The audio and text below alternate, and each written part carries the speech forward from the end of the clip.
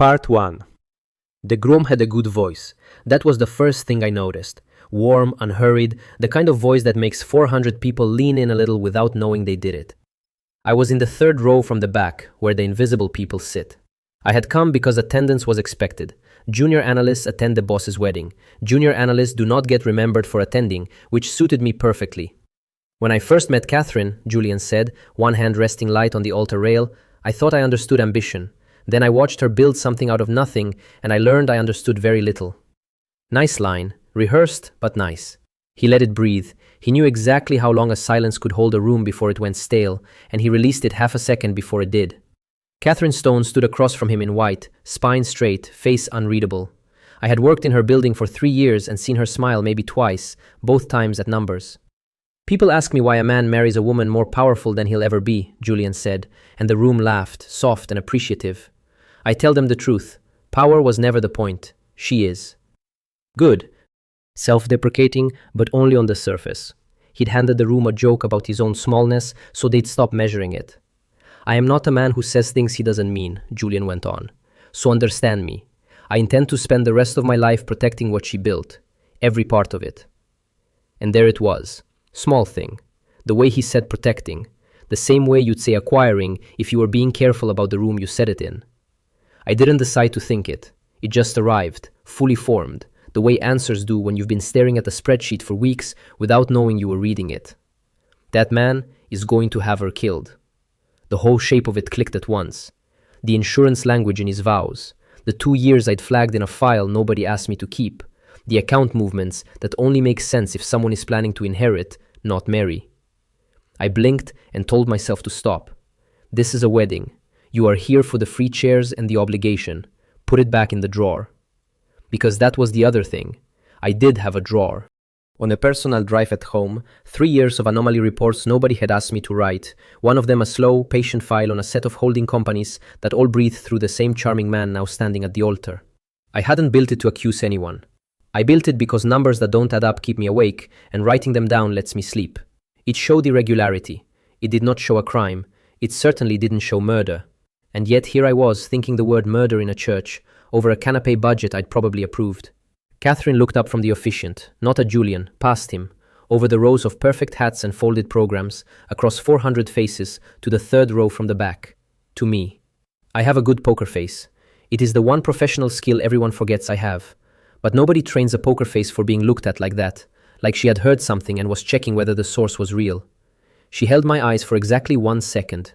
Then she stepped away from the altar, not toward the doors, toward the crowd, toward me. The officiant said her name, a question. She didn't answer him. Julian's smile stayed on, but his eyes moved, tracking her, the first uncertainty of the day crossing a face that had been certain for an hour. Catherine walked down the aisle the wrong way. Guests turned in their seats. A murmur started and died. Her heels were the only sound in the room. She stopped at my row, reached across the 2 people between us, they leaned back without being asked, and she took my left hand. I did not move. 3 seats down, a man half rose out of instinct. I stayed still. Whatever this was, moving would make it worse, and I had a lifelong policy of not making things worse. She slid the engagement ring off her own finger. Cushion cut, the kind of stone that has its own security detail, and she put it on mine. 400 people gasped at once. It is a strange sound, a gasp that size, like the room inhaling to say something and forgetting what. Catherine. Julian's voice, from the altar, still smooth, barely. Whatever this is, we can... She didn't turn around. She said 4 words to the 2 men in dark suits near the front. I didn't hear them. I didn't have to. Both men moved toward Julian at the same time, unhurried, the way you approach a thing that is already decided. Julian's face did not do rage. I watched for it, because rage would have been normal. Instead, he did confusion, genuine, almost childlike, the expression of a man reading a situation he has never once had to read. There's no need for, he started, and then a hand was on his elbow, polite and absolute, and he was walking. Being walked. His security stood down without being told. They worked for the building, and the building belonged to her. This is a mistake, Julian said, to no one and everyone, his voice pitched for the room. She's under enormous stress, anyone can see that. He said it warmly, like a man being generous to someone who had wronged him. Nobody answered him. That was the thing he hadn't budgeted for. In 8 seconds, he'd gone from the center of the room to a man narrating his own removal, and the room just let him. He kept his composure all the way to the side door. I'll give him that. He looked back once, found the ring on my hand, and I saw him file me. Just file me, the way I'd been filing him for 2 years. Name unknown. Threat level pending. Then the door closed, and the room had no idea what to do with itself. I stood in the wreckage of a wedding with a stranger's ring on my finger and one clear thought. She just put a ring on my finger in front of 400 people. I had a bagel this morning. These two facts seem related, but I cannot explain how. Somewhere to my left, a man I half recognized from the analysis floor straightened his lanyard. David. He didn't look shocked. He looked like a man already writing the sentence he'd use to explain it. She panicked. High-stress event. It'll be fixed by Monday. And near the front, unmoving, the General Counsel, Lena Kim, was not looking at the ring at all. She was looking at Catherine's face, reading it. Whatever she found there, she kept. Catherine turned and walked back up the aisle alone, past the altar, out the far end, and did not look at me again. Someone eventually remembered how to talk. I didn't. I looked at the ring. Then I looked at the door she'd left through. She heard what I was thinking, I thought, very deliberately, very slowly. I'm going to need a better poker face. A hand touched my shoulder. A woman in a headset. Mr. Reed? There's a car for you. There was a car for me. Of course there was. The car was black and quiet, and someone else was driving. I sat in the bag like cargo that had been reclassified as valuable, and I held the object they'd handed me at the door. A badge, new, warm from a printer somewhere, my photo already on it. The photo was from my building ID. Someone had pulled it in the last 20 minutes. Under the photo it said, Adam Reed, Acting Executive Co-Director. I read it twice. The second time did not help. This is the address, the driver said, meeting my eyes in the mirror. The one on file for you. Yes, I said. It was the first word I'd spoken since the ceremony. It felt strange in my mouth, like a word I'd borrowed. They told me to wait until you're inside, he added, and after, in case you need to go back out. Back out to where, I didn't ask. The building I'd left that morning as an analyst no longer had a version of me that fit through its doors. I do this thing when the world stops making sense. I take the pieces and I put them in order. What happened, what it means, what comes next. It's how I read anomalies. A number that shouldn't be there is just a story you haven't found yet. What happened? My boss heard a thought I did not say out loud, cancelled her own wedding, and made me the second highest ranking person in her company. What it means. I couldn't get past what happened. Try again. The ring is real, the badge is real, the car is real. 3 real things stacked on top of one impossible thing, which is that she looked at me the instant I thought a sentence I never said. There are a limited number of explanations for that, and all but one of them belong in a different genre than my life. So I set the impossible thing aside, the way you flag a cell you can't verify yet, and I worked the parts I could. She hadn't kept me because of my work. She'd never read a line of it. She kept me because of a thought, which meant, whatever else was true, she now knew what I knew about the man she'd almost married. That should have felt like safety. It felt like standing very close to the edge of something with excellent lighting. I gave up on order and just watched the city go by. The car pulled up outside my building. It is not a building that has ever had a car like this wait outside it. The stucco is cracked near the entrance. A neighbor's bike is chained to the rail with a lock worth more than the bike. I got out. The car did not leave. I stood on the curb and looked back at it. It was waiting. It was waiting because at some point in the last hour, someone with authority had decided that I was now a person whose car waits. Acting Executive Co-Director. I don't know what that means. I don't think it matters. It's on my badge now. I went inside. Same 3 flights. Same key, catching in the same lock the way it always does. Same door. I stood in my own apartment, which had not gotten the news. On the desk, my personal drive sat where it always sat, holding 3 years of reports nobody read, including a folder I'd never named out loud, a quiet, growing file on a set of holding companies that all trace back to one charming man. I did not open it. Not tonight. Tonight, the file was just a number that shouldn't be there. I looked out the window. The car was still on the curb, engine off, lights on. I did not go back out. The morning came, the way mornings do to people who don't sleep. I put on my one good suit and took the elevator, and my badge, the new one, turned a light green on a reader that had always turned red. The executive floor is a different country. Different carpet, a deeper gray. Better light, the kind that comes from windows instead of tubes. Fewer people, and the ones there are do not hurry. They looked at me. Not many of them, and not for long. But each look landed the same way, as information that didn't pass. A face they didn't know, on a floor where they knew every face, wearing a badge that said he outranked them. A woman in a sharp jacket intercepted me before I'd found the wall to stand against.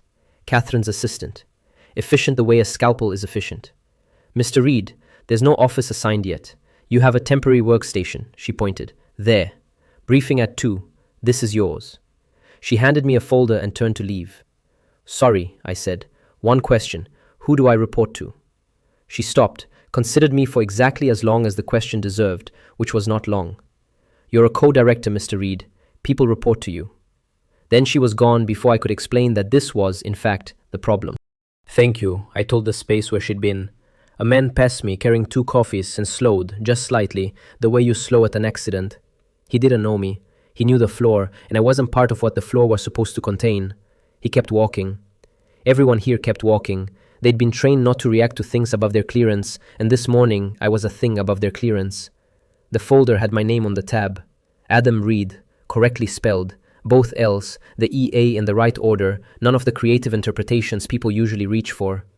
I stood there holding it, and out of everything that had happened in the last 18 hours, that was the detail my brain decided to flag. Adam Reed, acting executive co-director. They spelled it right. I'm not sure why that's the thing I checked first. I found the workstation. It was clean, blank, facing a wall. I sat down. Nobody welcomed me. Nobody explained. On this floor, information came at you and you were expected to catch it. I opened the folder. Inside, a schedule with my name on meetings I did not understand. An org chart with a box near the top, freshly added, my name in it. And a single sheet, 1 line, printed that morning. Co-director access is effective immediately. That's 1 sentence. I have questions. I do not know who to ask.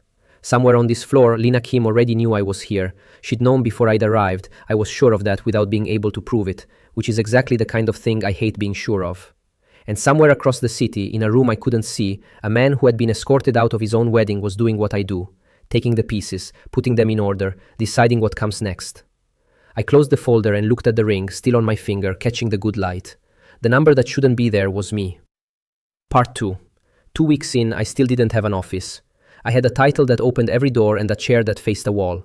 The executive floor had decided the safest thing to do with me was nothing and wait. They were all waiting for the same show. New man, undeserved title, 1 week before he does something in a meeting that lets everyone exhale and say what they'd been thinking. I recognized the wait. I'd spent 3 years being the person nobody watched. This was the opposite, and it was worse. So I did what I always do when a room is against me. I read. My briefing packet gave me access to the shared executive drive, and on it, near the top, was a file 3 senior directors had been fighting over for 2 months.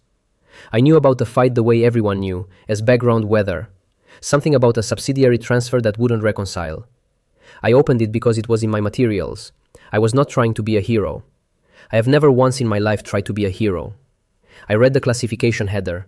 Then I read it again. The transfer wasn't wrong. It was filed wrong. A third-quarter intercompany transfer had been logged under the previous fiscal year, 1 line, 1 date field, 1 quarter off. Everything downstream had been arguing about a number that was correct, sitting in a folder that was not. I corrected the classification and pushed the fixed version to the shared queue with a 1-line note. No commentary. The note said what I changed and where. That is the entire genre of note I write. To be clear, I am not a genius. The file was labeled wrong. This happens. I just read the label. Through the glass wall of the alcove, a senior director, Harrison, silver-haired, the kind of man who wears his reading glasses on a chain like a threat, got the update notification. He opened it. He read it. He stopped moving. Then he walked to the 2 other directors and said something I couldn't hear. All 3 of them turned and looked at the same screen. Then, briefly, at the glass. At me. A minute later, Harrison was in the alcove doorway, glasses off the chain now and on his face, the corrected file open on his tablet. "You did this," he said. Not a question. His voice had the flatness of a man deciding whether to be insulted. "The classification was under the wrong fiscal year," I said. "I moved it back. The numbers were always right. We had 3 people on this for 2 months." "I know." I did not add anything. There was nothing to add that wouldn't sound like an accusation or a boast, and I didn't have the standing for either. He looked at me a moment longer, the way you look at a tool that turned out to be sharper than the handle suggested. Huh, he said, which from a man like Harrison is a full paragraph. Then he left. I looked back down at my terminal. There is a specific power in not looking up. My mother taught it to me, though she called it manners. I opened my desk drawer to find a pen, and there it was, the small black external drive I'd brought from home on the first morning without deciding why. 3 years of reports on it. One folder I hadn't named. I looked at it for a second and closed the drawer. Not yet. Maybe not ever. A drive full of things nobody asked for is a hobby. The same drive, opened at the wrong moment, is a junior analyst making noise. The difference is timing, and I didn't have the standing to spend it. 60 days of deadlock. 12 minutes. Somewhere behind me, 3 men who had built careers on being right were quietly recalibrating what I was. I let them. I went back to my other materials and did not smile, which took effort. A woman came around the corner with a yellow legal pad. I didn't know yet that the legal pad mattered. I was refilling a glass at the water station when Lena Kim appeared, walking toward me from the direction of the legal suite. I knew her by reputation, General Counsel, the person whose signature made things real or made them stop. She did not slow down. Hypothetically, she said, as if we were mid-conversation and had been for a while, a subsidiary's third-quarter intercompany transfer is classified under the wrong fiscal year. Who holds the reclassification liability? No hello, no preamble, just the question, laid down flat, like a card turned face up. I did not point out that it was the exact problem I'd solved that morning. She knew. That was the point of choosing it. The parent entity, I said. The misfiling originated in the parent's reporting structure, not the subsidiaries. Liability follows the error to its source, not the account it landed in. Lena nodded once. Then, still walking, almost past me, and if the parent's own auditors signed off on the original filing? Then their sign-off is part of the error, not a defense against it, I said. A wrong number stays wrong no matter how many people approve it. It just gets more expensive to unwind. Something moved at the corner of her mouth, not a smile, the place a smile would go if she allowed them. She said, the second person that morning to answer me with a syllable, and kept walking. She did not say correct, she did not say wrong, she did not say anything a person could quote. She simply rounded the corner and was gone, the yellow pad against her side. I stood there holding a glass of water. I either just answered a test correctly, or I just gave the general counsel of this company an inaccurate response to a hypothetical. I have no way to determine which.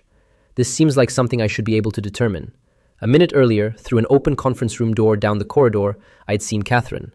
The room had been packed, a full briefing, 20 people, screens up. She'd stood, said something short, and left the room while it was still running. In the corridor, for one unguarded second before she saw me looking, she'd closed her eyes. The way you do when a sound stops. Then her face went back to being her face, and she'd walk the other way. Because here is what I'd worked out, sitting along with a spreadsheet and a memory I couldn't explain. She hadn't chosen me for my work. She'd never read a line of it. She'd chosen me for a thought I never said out loud, in a church from 30 feet away. There are not many explanations for that. I'd narrowed it to one, and the one belonged in a different kind of story than the one I'd been living. So I kept it in a drawer in my head, next to the drive in the drawer at my desk, and I did not take either out. I filed it under things I noticed and could not yet use. It was becoming a large file. Later that day, David passed the same corridor and saw me near the legal suite, saw Lena turning away. He read it as two strangers making small talk. He filed it as nothing. He was very good at filing things as nothing. That is the thing nobody warns you about a promotion by miracle. You get the title, and you also get every question the title is supposed to answer, all at once, with no one obligated to explain a single one. I had a corner office coming, apparently. I had a briefing schedule I half understood. I had a boss who left full rooms early and a lawyer who tested me in hallways. And I had a ring I'd started leaving in a drawer at home, because wearing it to work felt like a claim I hadn't earned and couldn't defend. Down on the 4th floor, in an office I never saw, David Miller sat down at his desk and straightened his nameplate. He'd have said it was crooked. It was not crooked. He straightened it every morning the way some men check their phones, a small ritual that told him the shape of his day was still the one he'd planned. He had heard about the stalemate by lunch. Everyone had. New co-director, the filing thing, 12 minutes. He'd smiled the correct amount and said the correct thing. Well, good, someone finally caught it, and gone back to his office and closed the door. On his terminal was a document he'd started before the wedding. Adam Reed, Annual Performance Review. He'd written it 3 weeks ago, when I was still a name on his team and not a name above his. 2 of the lines were praise, real praise, the specific kind, about pattern recognition and the anomaly work I did that nobody assigned, the work he used to forward upward with his own name in the subject line. He'd written those lines because they were true. He read them. He deleted them. He typed something in their place about developing consistency and process alignment, which meant nothing and could be read any way a reader needed it read. His phone buzzed while he read. A name from Julian's circle, a man who sat on a committee David had wanted a seat on for 6 years. The message was short and friendly and said nothing that could ever be quoted, which was how that particular circle wrote everything. "Quiet week up top," it said. "Let me know if you hear anything worth hearing." David read it twice. Then he typed back that he'd keep his ear out, and he meant it, and he told himself it was just professional courtesy between colleagues. He'd have told you the two things, the deleted lines and the friendly reply, had nothing to do with each other. He saved the draft. He did not send it. It sat in his folder, flagged pending, an accurate document quietly made less accurate and then hidden. He wasn't cruel about it. That's the part people get wrong about men like David. He didn't hate me. He'd simply done the math, Catherine had panicked, Julian was the safe bet, the miracle would reverse itself by month's end, and the math told him that being on record praising me was a liability he could edit away. Because the alternative was worse. The alternative was that I'd been right for 3 years while he collected the credit, and that Catherine, who could apparently see straight through a man, had seen that too. Betrayal doesn't usually arrive as cruelty. It arrives as a man protecting himself from a truth he can't afford to look at. He straightened the nameplate again on his way out. He went to a meeting about something else. By the time he reached it, he had already stopped thinking about the 2 deleted lines. He would think about them again, just not for a long time, and not until it cost him everything. Upstairs, I finally got a message from Catherine's assistant. An office, at last. A real one, with a door and a name slot by the frame, still empty. And underneath the logistics, one line I read 3 times. "The chair has added you to the quarterly board briefing. Attendance required." I did not know most of the people on that board, and not one of them yet had a reason to know me. For now, I was a name on an agenda and a rumor in a hallway. But I knew the shape of a room like that, and I knew that somewhere in the city, a patient man with old friends had exactly the kind of access that let him hear when the unknown analyst was about to be put in front of everyone who mattered. Lena Kim, wherever she'd gone, had written something on that yellow pad. I never saw what. I read the assistant's message one more time. Attendance required. 2 words that meant I'd be sitting at a long table in a room full of people who'd spent a decade earning their chairs, being introduced as the man the chair had elevated for reasons she would not explain. I did the only preparation that was mine to do. That night I went home, opened the drawer, and looked at the drive for a long time. Then I closed it again. Not yet, but closer to yet than it had been. I only knew that for the first time since a ring landed on my finger, someone in this building had looked at me and decided to find out if I was real, instead of waiting for me to fail. That felt more dangerous than the waiting. The waiting only wanted me gone. Attention wanted me to be something, and I hadn't decided yet what I was willing to be. Part 3. The invitation came on heavy cream paper with my name handwritten on it, which is how you know a thing is not really for you. A private reception, a name I recognized from Julian's circle listed as host. Stone Industries leadership warmly invited. I almost didn't go. Then I read the guest list, which someone had helpfully attached, and understood what the evening was for. It was a room built to watch me drown. 15 people who'd known each other since prep school. One man who'd been escorted out of his own wedding 6 weeks ago, and me, the accident with a badge, invited so the accident could be examined in its natural failure. I own a correct suit. I don't own it for reasons that would help me in that room.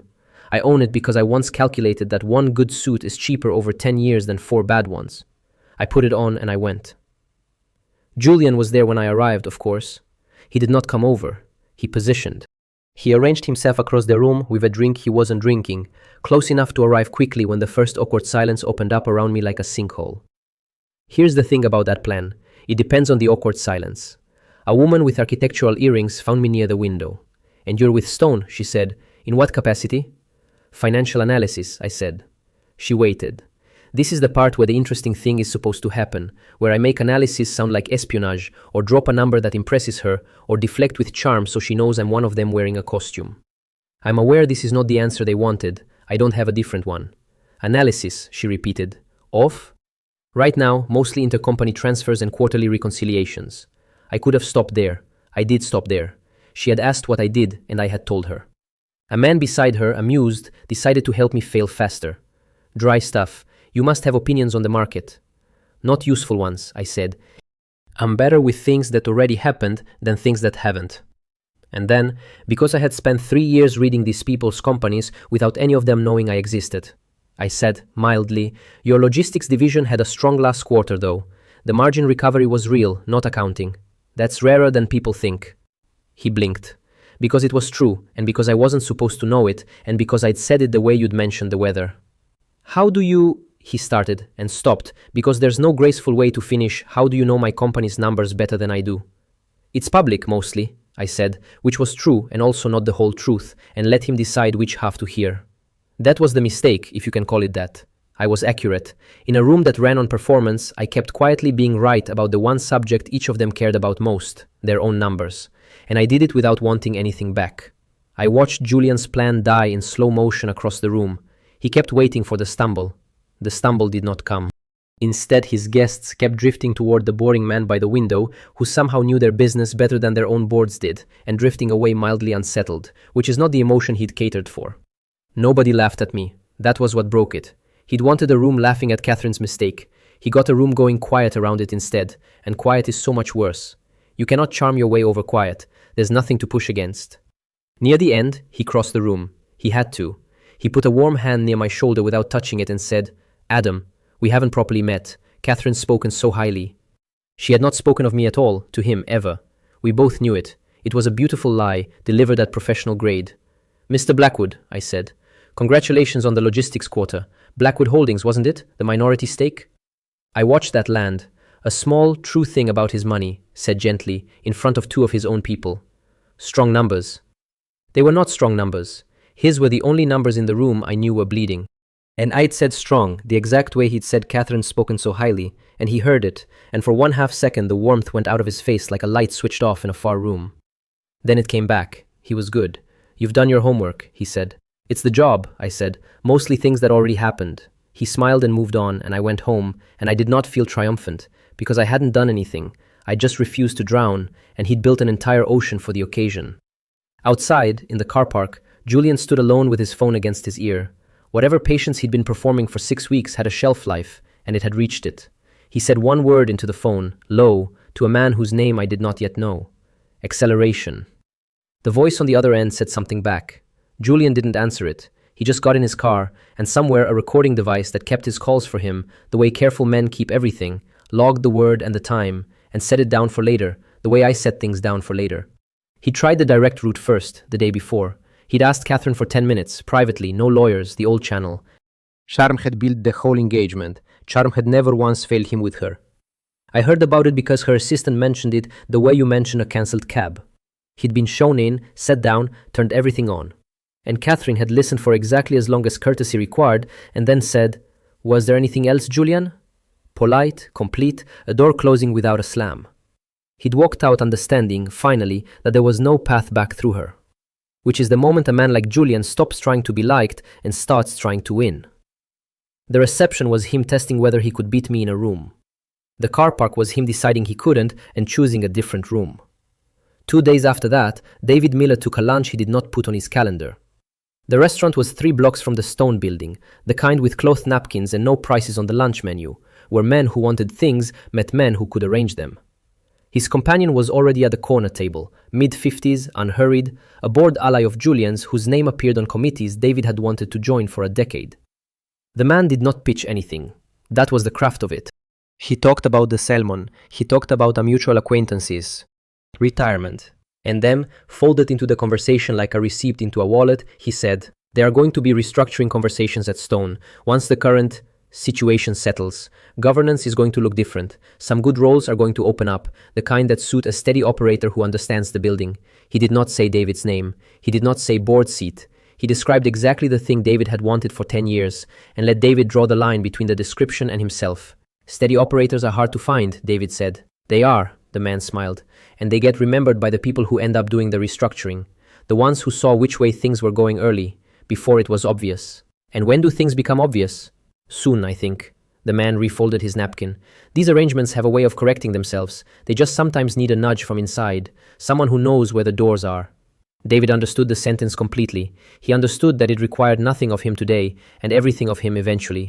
He understood that the correct move, if he had any decency left he wanted to keep, was to ask the obvious question, remembered for what, in exchange for what. He had decided, on the walk over, not to ask it. A question you don't ask can't be answered, and an answer you don't have can't be repeated later and can't keep you up at night. So he shook the man's hand. The handshake was on the man's calendar, in a building that keeps calendars, though David did not think about that. His expression as they shook was the satisfied one, the one that says a long overdue thing is finally being arranged. He walked back to the office, feeling lighter than he had in weeks. It lasted about as long as the elevator ride. At his desk, he touched the nameplate, straightened it. It hadn't needed straightening. He knew, now, that he was doing it, that had changed sometime in the last week, the ritual turning from a reflex into a thing he watched himself perform. He sat down anyway. He opened Adam's performance review, the one that had sat in his drafts since before the wedding. He read the neutral lines he'd written where the true ones used to be. He thought about restoring them for about 4 seconds, the way you think about calling someone you've wronged. He didn't. He closed the file, still unsent, still pending, still, in its own small way, a lie he was maintaining by doing nothing at all. That afternoon, David did the thing he'd been building towards since the ceremony. He filed a formal recommendation with HR. He was careful with it. He'd been drafting institutional language his whole career, and he was good at it. Mr. Reed's placement on the executive floor, he wrote, was inconsistent with standard protocols for emergency appointments.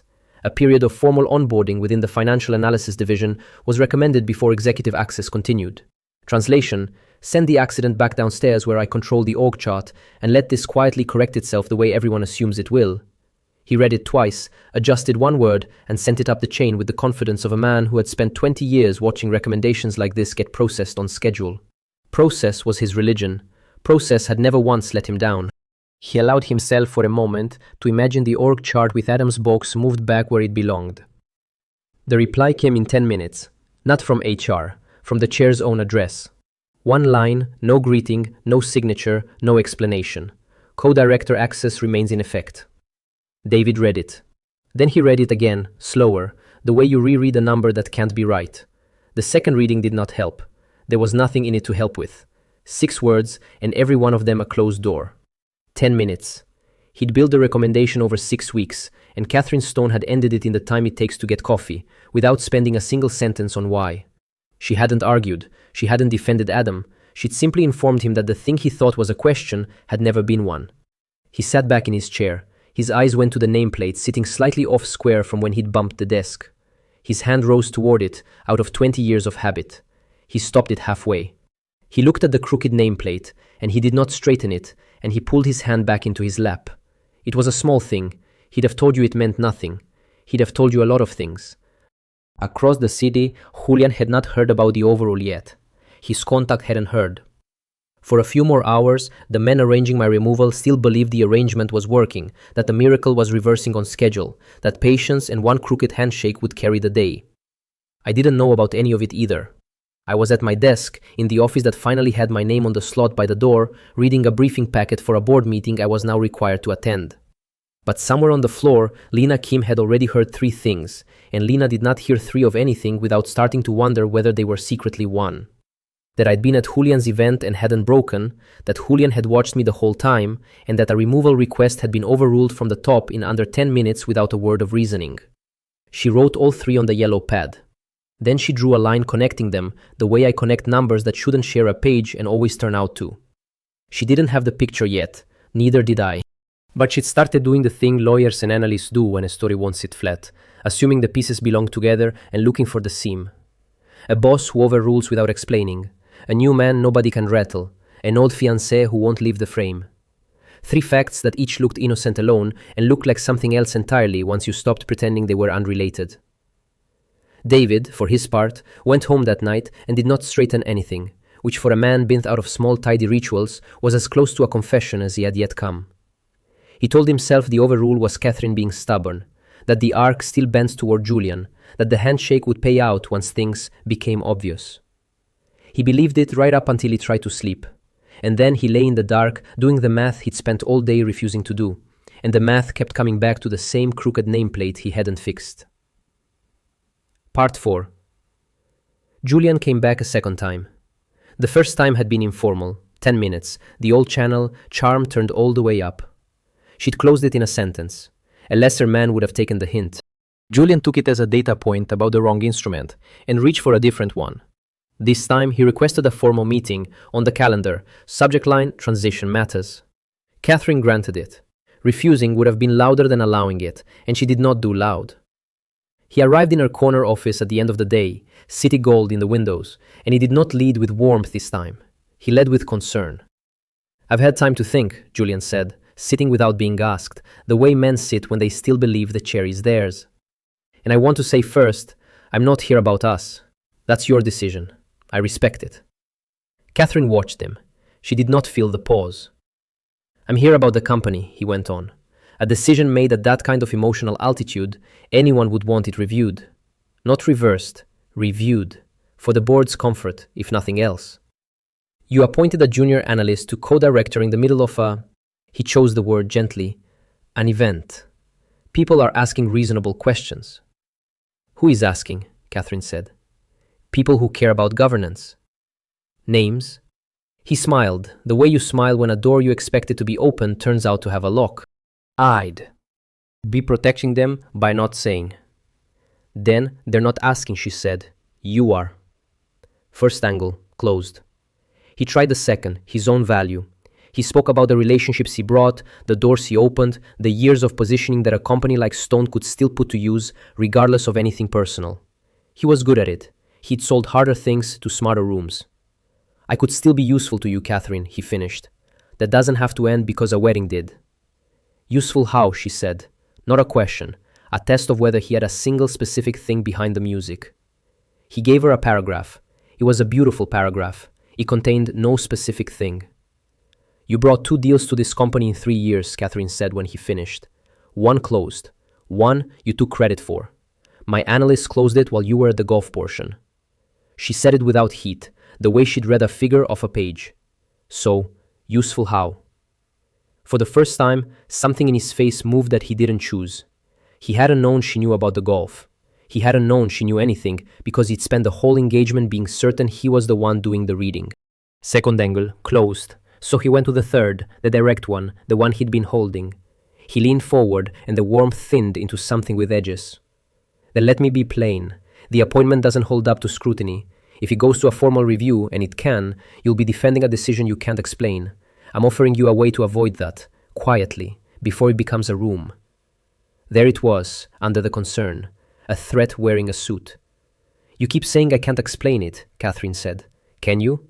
"I don't have to." She let that sit. "That's the part you've never understood, Julian. You think power is the case you can make. It isn't. It's the case you don't owe anyone.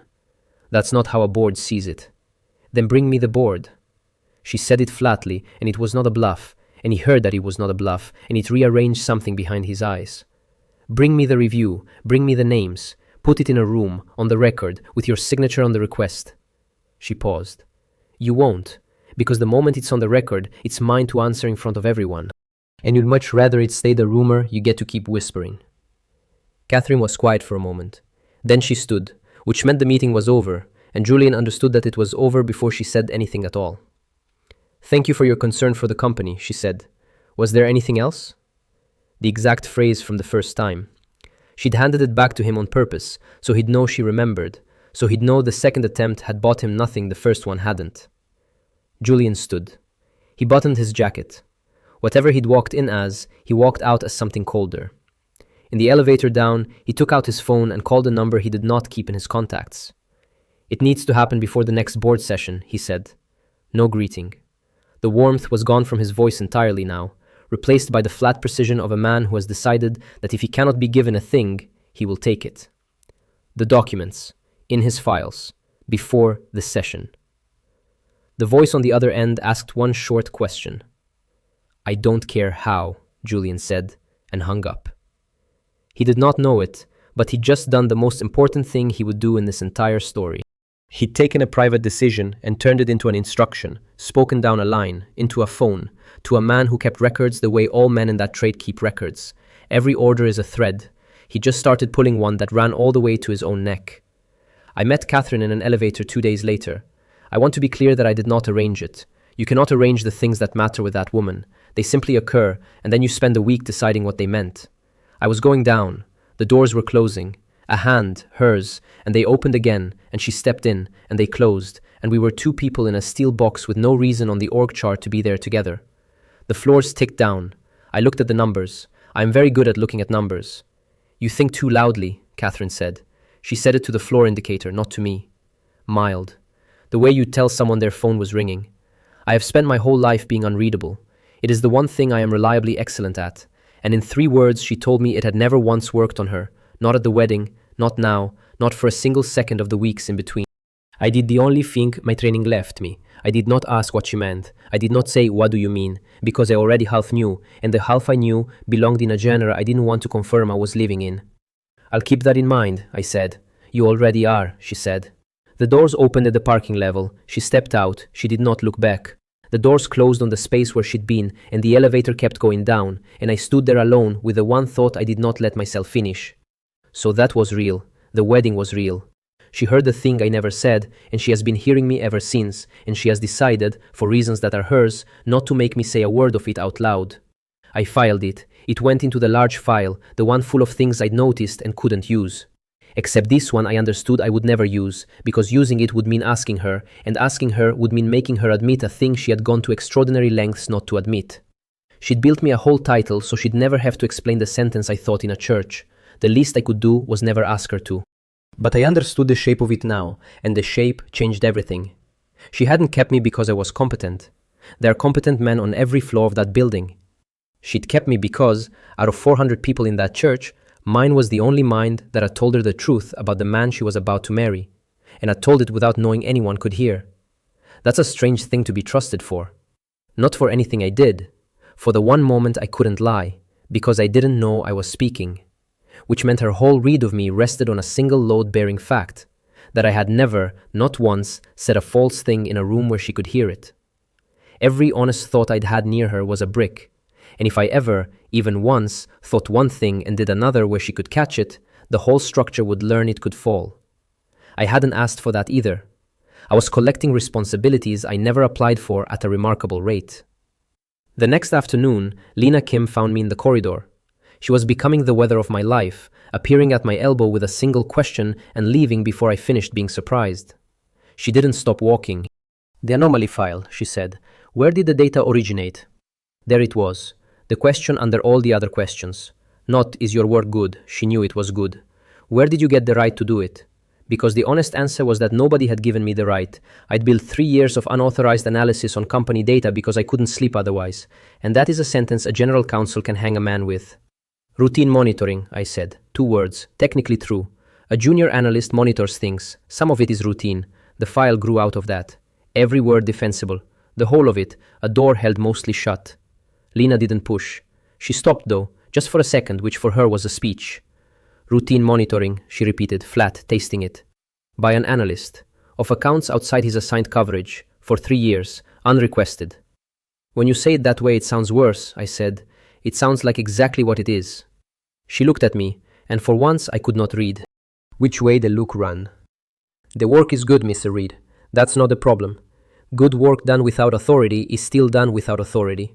A clever man could turn your best 3 years into the reason you're removed. Is that a warning? It's an observation. She wrote something on the yellow pad, the same yellow pad. I collect those. And she kept walking, and she was gone around the corner before I decided how worried to be. She's either satisfied or she's building a case against me. With Lena Kim, these are not mutually exclusive. What I didn't know, what I wouldn't understand until much later, was that she wasn't building a case against me. She was building the case for me.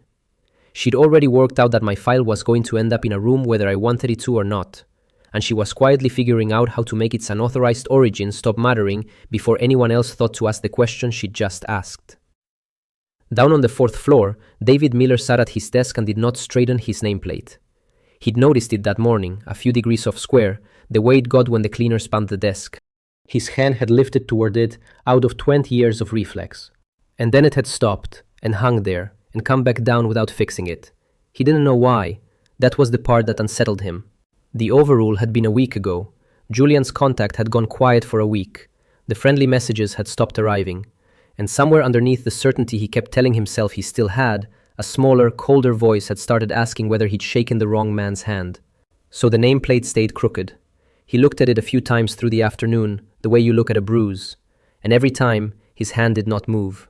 Once, near 5 o'clock, a junior analyst, one of his own team, one of the people he was still supposed to be mentoring, leaned in the doorway and said, "You hear Cole's on the board briefing now?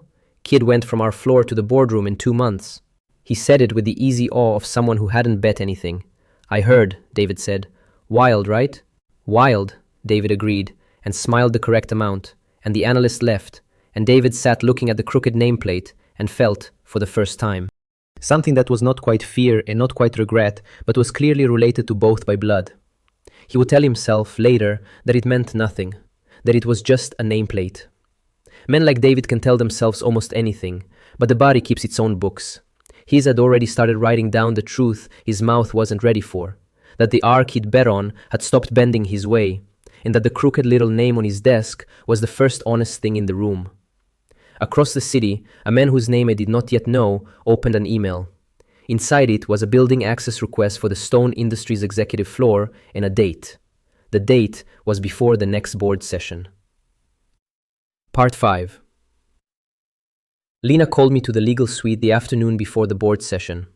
Files on every surface, a terminal glowing, and Lena in the middle of it like a spider who had read the rules of the web and found them agreeable. 2 line items, she said, not looking up. Confirm them. She turned the screen.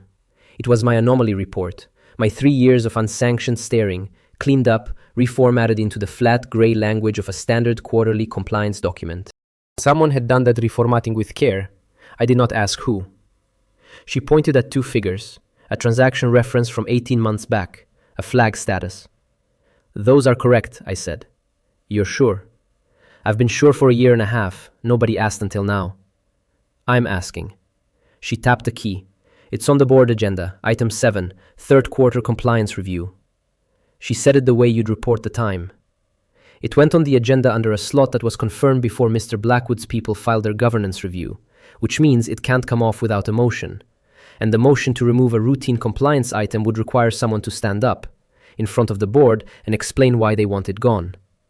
I looked at her. "That's very tidy." "I don't do untidy," Lena said. "You could have just told me to submit it myself." "No." She finally looked up. "If you submit your own unauthorized file to the board, you're an analyst overstepping. If it comes through compliance, on schedule, in the standard format. It's a routine review item and you're the person who happened to be assigned to present it." She turned back to the screen. "The difference is whether Mr. Blackwood gets to make it about you or has to make it about the number. He is very good at making things about people, so we don't give him a person, we give him a number." That was, I would realize later, the entire strategy of the next 4 months, stated once, in a cluttered office, to a man she wasn't sure yet she could trust. "You can go," she said. I went. That was the whole exchange, and I would spend the evening realizing it had been one of the most important conversations of my life, conducted entirely in the register of a woman confirming a lunch order. What I didn't see, because I'd left, because she made sure I left, was what Lena did next. She locked her office door. She opened the compliance system, the one only she and 2 other people in the building could reach, and she pulled up a file that had come in through a channel she was allowed to use and nobody else was. An audio file. A dinner, recorded, from before the wedding. A voice that belonged to Julian and a voice that did not, discussing logistics that no honest man discusses over a meal. She did not play it. She had heard it once, which was enough, which was the kind of thing you only had to hear once. She marked it as held evidence in an ongoing review. She did not name the review because naming it would create a thread someone could pull. She set the access to herself only. Then she locked it, and she sat for a moment with her hand flat on the desk beside the terminal, the way a person sits beside something they are choosing to carry. Then she went home, because there was a board session in the morning, and she'd already done the 2 things that mattered. The boardroom held 12 chairs and a screen. No press, no drama in the room's design, just the specific, upholstered seriousness of a place where careful men decide things and write them down. Julian was not on the board. He attended through an ally, a director named Albright, silver and smooth, who had the specific confidence of a man carrying someone else's ammunition. I clocked him the moment I walked in. You learn to spot the gun that isn't yours. Catherine presided from the head of the table. She did not look at me. She had stopped looking at me weeks ago, in the specific way that meant she was always precisely aware of where I was. They came for the appointment early. Albright, gentle as a scalpel. Before we proceed, several of us feel the emergency appointment of a co-director warrants a formal fiduciary review. No disrespect to Mr. Reed, it's a governance matter. We'd be failing the shareholders not to ask. On what basis? Catherine said, not defensive, just requesting the specific thing, the way she'd requested it of Julian in her office. The speed of it, the circumstances, the lack of a stated rationale. The appointment is within the chair's authority, the rationale is performance. She let that land. But if the board wants it reviewed, the board can review it. I don't hide decisions I'm entitled to make. Noted, Albright said, a little off his rhythm. He'd come loaded for a fight and been handed the ground he'd meant to take. Noted, Catherine agreed. Add it to the record. We'll hear it in turn. That was all, no defense. She told Julian to bring the review into a room, on the record, and here. It was, and she received it like weather. Albright looked briefly like a man who'd expected resistance and found none, which is its own kind of unsettling. The agenda moved, reports, approvals, the ordinary machinery. And then the secretary said, Item 7, third quarter compliance review, and looked at me. I stood. I did not clear my throat or thank anyone for the opportunity. I put up the compliance summary and walked them through it the way you walk someone through a receipt. This is what it says. This is where it came from. Here is the one thing worth a second look. One flag remains open from a prior period, I said. Standard to surface it here. I clicked to the next slide, slide 7, a transaction, 18 months old, an amount, an account reference, a status field that read, in the flat vocabulary of the system, flagged, unresolved. And the counterparty, printed plainly because that is what the record said, Blackwood Holdings. I did not say Julian's name. I never say more than the number needs. I let the slide be the slide. The secretary, following the procedure she followed for every open flag, read it into the minutes. Item 7, one open flag, counterparty Blackwood Holdings, noted active. Her pen moved, and in that motion, in the permanent grey record of a meeting, the name went down. Julian was sitting 2 seats from Albright. I watched his face because watching faces is the job. He paused. I counted it. 1, 2, 3. Then the machinery of him came back online, warm and smooth, and he said, easily, That's a standard family holding classification. My advisors have it under review. Happy to provide the documentation. Perfect. Unhurried. A good recovery. But everyone in that room had already seen the 3 seconds. You cannot unsee 3 seconds. And 3 seconds in a boardroom is not a pause. It is a confession with the sound turned off. 3 board members glanced at Julian. Then, almost together, the way pigeons leave a ledge, they looked away from him. Not at me, not at Catherine, just away. Distancing is a physical act before it is a decision, and I watched 3 men perform it in real time. An older director near the far end, Okoro, 40 years on boards, the kind who has watched 100 men recover smoothly from things, leaned toward the screen. The flag's been open 18 months. Yes, I said, and it's only surfacing now. It surfaces every quarter, it stays open, it's on the record each time. Which was true, and which meant, without my saying it, that the flag had been sitting quietly in the compliance system for a year and a half, while the counterparty walked around calling himself the future of this company. Okoro sat back. He didn't look at Julian. That was worse than looking. Albright tried to close the door his own side had opened. I'm sure Mr. Blackwood's documentation will clear it entirely. I'm sure, Julian agreed, warm, generous, a man untroubled by a small clerical thing. I'll have it to the secretary this week. Please do, Catherine said. 2 words. She had not raised her voice once. She did not need the file to say anything. She had told Julian in her office that the moment it was on the record, it became hers to answer in front of everyone, and now his own name was on the record, and she'd answered it with 2 words, and let the silence do the rest. At the side of the room, David Miller sat with the division heads. There was a pen on the table in front of him. David takes notes. David has always taken notes. It is the visible proof of a man being useful in a room. He did not pick up the pen. He was looking at slide 7, and I understood, because I understand the way people go still, exactly what he was doing. He was looking at 3 years of my work being correct on an official screen in front of the board. And he was doing the arithmetic he'd been avoiding since the wedding. If this file is how Julian falls, then I am the man who called this file worthless, and I said it to Julian's people. And there is a record of me being on the wrong side of the truth for 3 years. His pen stayed on the table. In a room where his whole identity was writing things down, the most honest thing David did was fail to. The session moved on. The fiduciary review of Catherine's appointment was received and tabled for a future session, which is board language for later, quietly, when the room feels different, and the room already felt different, and everyone knew it. I gathered my slides and left when it was proper to leave. In the elevator, alone, I let myself have exactly one thought about it. Julian Blackwood paused for 3 seconds. I know because I counted. 3 seconds in a boardroom is a geological epoch. He handled it. He is also absolutely certain I noticed. He is correct. And that was the part that would cost me, though I didn't feel it yet. A man like Julian can survive being wrong. He cannot survive being seen being wrong, by his own allies, and then watching them lean away. That kind of man doesn't retreat from that. He escalates until the memory is buried under something louder. I just made myself the something he'd need to bury. I should probably have felt afraid. Mostly I felt tired and mildly proud of my counting, which tells you something about how I'm wired that I'd rather not examine in an elevator. Out in the parking structure, Julian sat in his car and did not start it. He made a call to a number he did not keep. Before the next one, he said. Just that. The voice on the other end asked something and Julian said, I know when the next session is, before it, and hung up. He'd walked into that room to put Catherine's decision on trial. He'd walked out having put his own name on a permanent record, in front of the exact people he needed most, and having felt 3 of them lean away from him at once. So he did what cornered men with resources do. He decided to stop arguing about the truth and start manufacturing a better one. The board session was the crack. The document plant was going to be his answer to it. And his answer was going to be the trap, though he had it exactly backwards. He thought he was building the thing that would remove me. After the session, people dispersed into the corridor in that loose, murmuring way. I was walking toward the elevator when Catherine fell into step a few feet to my side. Both of us aimed at the same doors, neither of us pretending it was arranged. The file was good, she said. Thank you. She let 2 steps go by. I didn't say it was good for us. Another step. Then, quietly, final, like closing a ledger, it was good.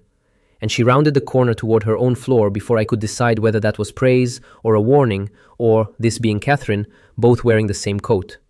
I stood there a second longer than I needed to. She said, it was good. This is the 4th time in my career an executive has said something unambiguously positive directly to me. I keep count. I've always kept count. It used to be a short and depressing list. 3 of the 4 happened at this company in the last 2 weeks. I do not know what to do with a ledger that suddenly has entries in it. Back at my workstation, Lena passed without stopping. She set a single yellow page on my desk, face up, the way she does everything, economically, in motion, gone before you can respond. 2 words in her small flat hand. It's held. I didn't know yet what it was. I knew what held meant when Lena wrote it. Something existed, and something was now hers, and nobody was going to reach it before she was ready to use it. I put the page in my desk drawer, next to a pen and a small black drive I still hadn't opened, and I understood that the drawer was quietly becoming the most important object in the building. Down on the 4th floor, David came back from the board session and sat at his desk. The nameplate was still crooked. It had been crooked for a week now. He looked at it. His hand came up, out of the old reflex, the one that used to tell him the day was still shaped the way he'd planned. He put the hand back down. He turned on his computer. He looked at the drafts folder, at the performance review that had sat unsent for 2 months, the one where he deleted the true lines about the exact skill he'd just watched land on a board screen. He thought about opening it. He thought about restoring the lines. He thought, for one vague moment, about what it would take to walk upstairs and tell someone the truth before someone else did. He turned the computer off instead. He picked up his coat. Whatever he had been on the edge of doing, he had, one more time, chosen the smaller and safer nothing.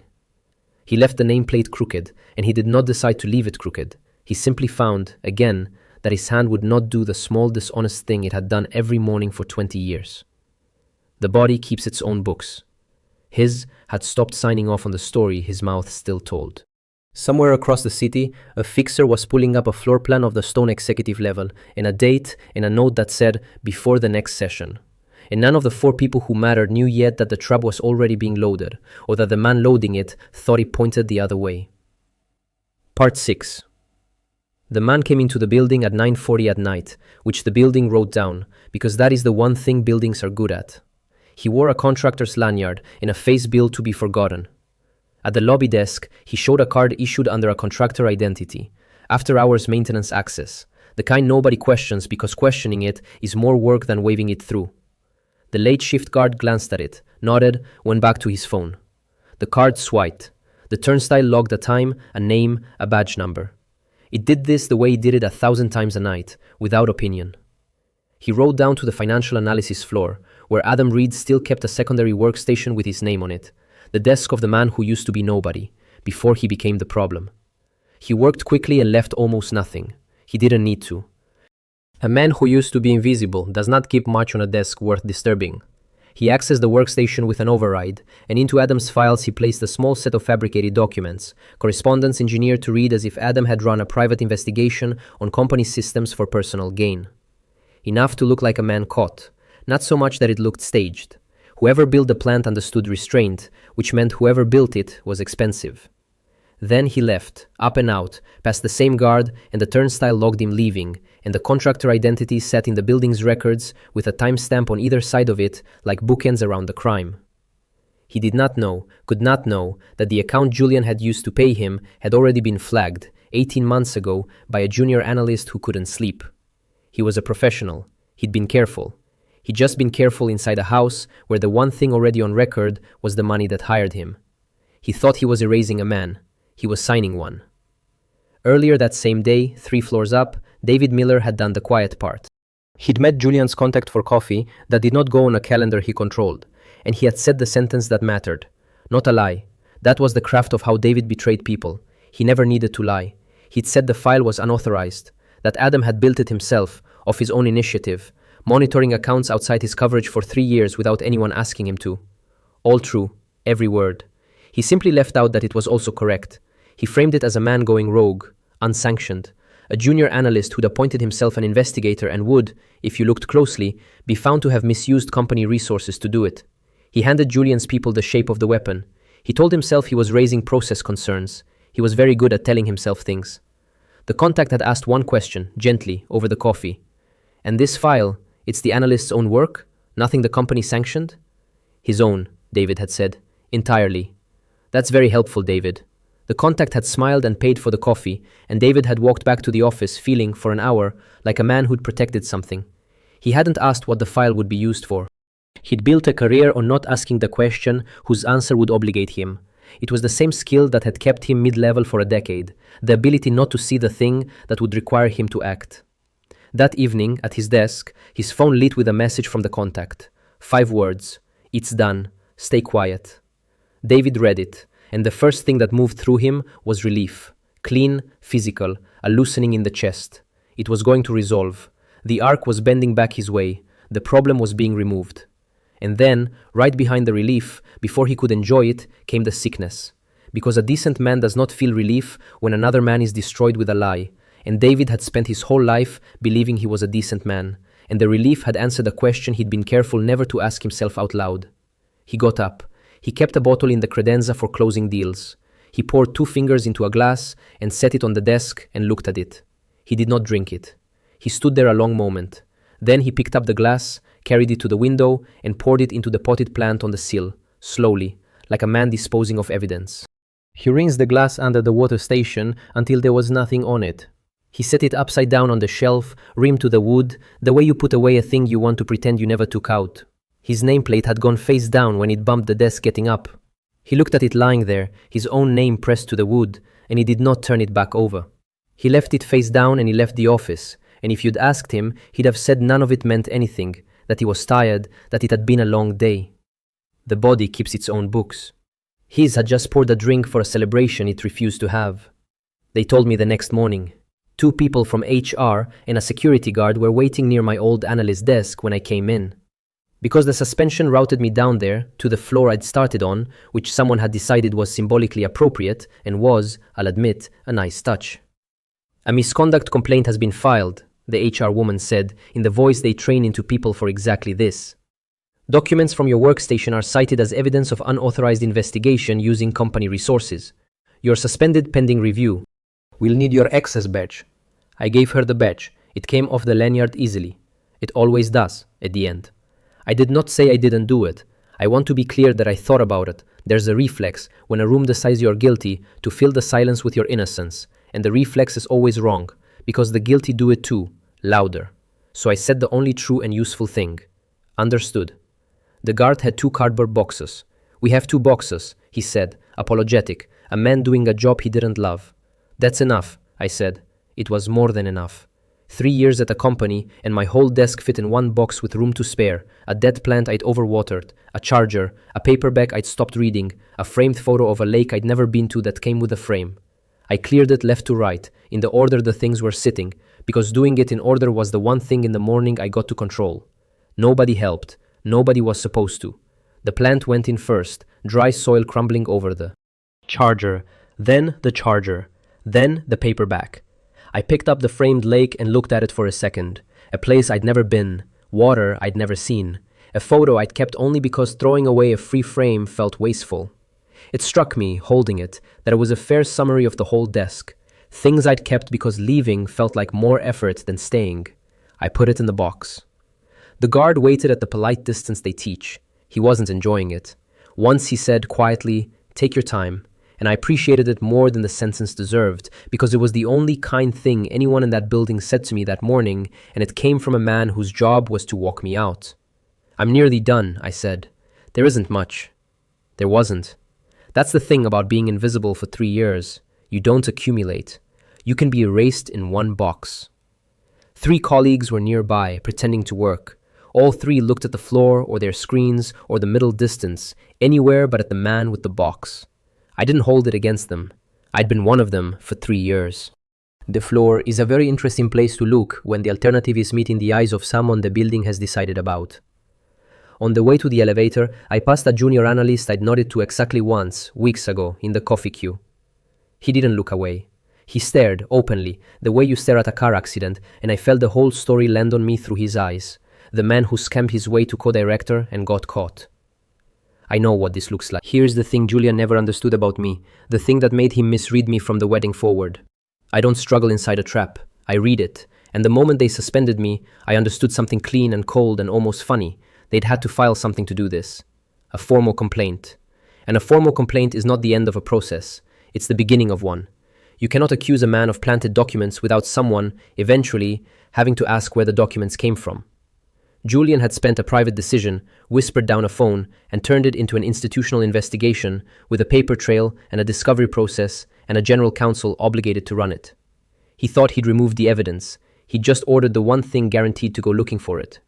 That afternoon I ate lunch at the same counter I always ate at, in view of the building because Julian's people were watching and I wanted them to have absolutely nothing to report. A man who eats his usual sandwich is not a man who is panicking. Let them wonder why. That night I went home and opened the drawer. The little black drive was still there, 3 years of it, the file I'd never handed to anyone.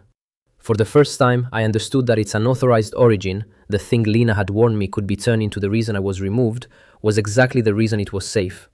Nobody could plant a fake version of a file that only existed on a drive in my apartment. Julian had forged a story about a private investigation.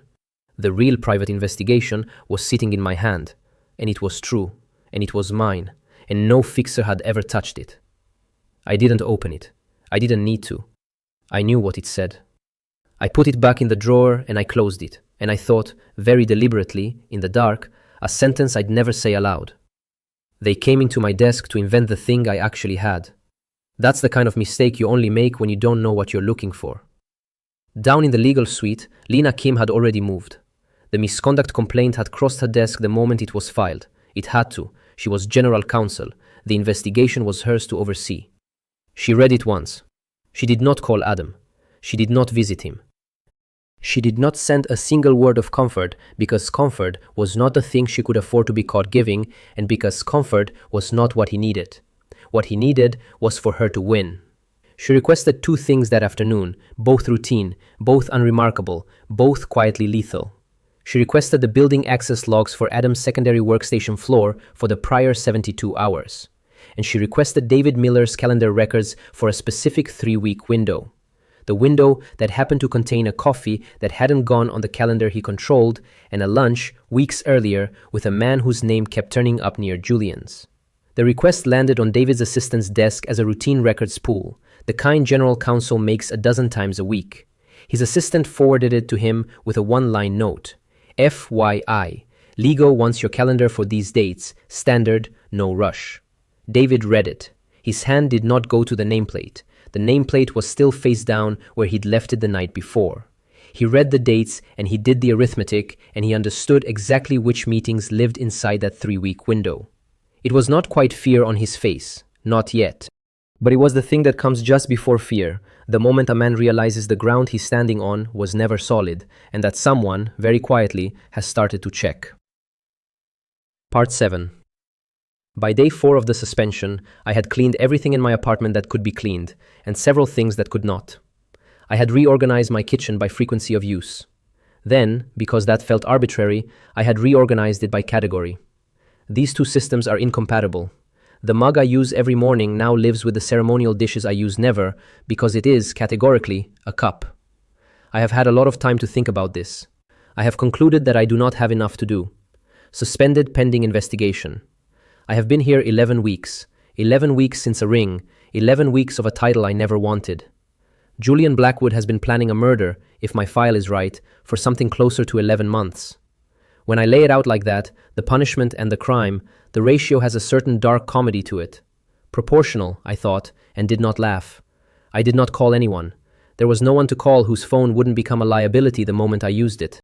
Catherine could not be seen contacting a suspended executive under misconduct review. Lena would call me when calling me was useful and not 1 second before. So I sat in a clean apartment and waited, which felt like doing nothing and was, in fact, the entire plan. Here is what nobody tells you about being trapped correctly. The best move, sometimes, is to be still. Julian had built a story about a man running a secret investigation. If that suspended man now started running around making calls and hiring lawyers and demanding meetings, he would look exactly like the story. So I made the story a liar by refusing to perform it. I ate, I read, I reorganized the cutlery drawer twice. My neighbor, an older woman who had never once acknowledged me in 3 years, chose this week to start saying good morning. I don't know what she'd heard. I said good morning back.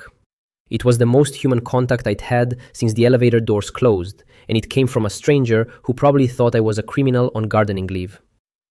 On day 2, I had written a list titled Things I Can Control. It had 4 items. On day 3, I crossed out 3 of them. On day 4, the list said in its entirety, the drawer, and I had already done the drawer, twice, which is how I ended up standing in my kitchen at 10 in the morning, holding a spatula and understanding, with real clarity, that the war was being fought entirely by other people, on my behalf, in rooms I was not allowed to enter. For a man who solves things, there is no torture quite like being the thing that has already been solved and having to wait for everyone else to catch up. I did do one thing. As a named executive, a title suspension freezes but does not delete, I still had read access to certain stone corporate records, the routine governance filings that any director can pull. I'm an analyst. Give me records and time, and I will find the thing that doesn't sit flat. I had nothing but records and time. I found it on the 3rd pass. A prenuptial amendment, filed under the engagement's legal package, a document giving the surviving spouse an accelerated stake in the event of death within the first 2 years of marriage. Standard enough language on its face, ugly but legal. Except the execution dates were wrong. The amendment carried a signature and a date 11 days before the date beside Catherine's countersignature. Someone had signed and dated the document nearly 2 weeks before Catherine ever saw it. You do not pre-sign a 2-year death clause and then wait for the other party to catch up. Not unless the clause, not the marriage, was the point. I sat with that for a while, because it recolored everything. A man does not sign a 2-year death clause 11 days early and then patiently court the woman it's written against unless the courtship was always the delivery mechanism and the clause was always the cargo. It matched the thought I'd had in a church and never said out loud. It matched the file. It matched the flat voice I'd heard him use at the altar when he said the word protecting like it meant something colder. I wrote it on a legal pad. 11 days. I underlined it once, which for me is the equivalent of shouting. I did not call anyone. It was one more page in a file that already knew what it was, and the file wasn't mine to spend yet. Lena had been very clear that we don't give Julian a person, we give him a number, and a suspended man phoning in a document about his boss's marriage is the most person you could possibly be. So I put the folder down, and I stared at my cabinets, at the mug that lived with the ceremonial plates, and I left the systems incompatible, because some things you cannot fix from your kitchen. While I was alphabetizing spices, Julian Blackwood was having the best 3 weeks of his public life. He went on the offensive the only way a man like him knows how, by becoming extremely visible and extremely virtuous. If the board had doubts about his judgment, he would drown the doubts in optics. He spoke at a charity gala about institutional trust, warm and unhurried, the same voice from the wedding, and the room applauded a man who understood responsibility. He gave an interview. Asked about the governance questions swirling around Stone, he looked into the camera and said, "Good governance is non-negotiable. The standard has to be consistent, not convenient. You don't get to care about the rules only when they protect you." It was a good line. It was recorded. It was dated.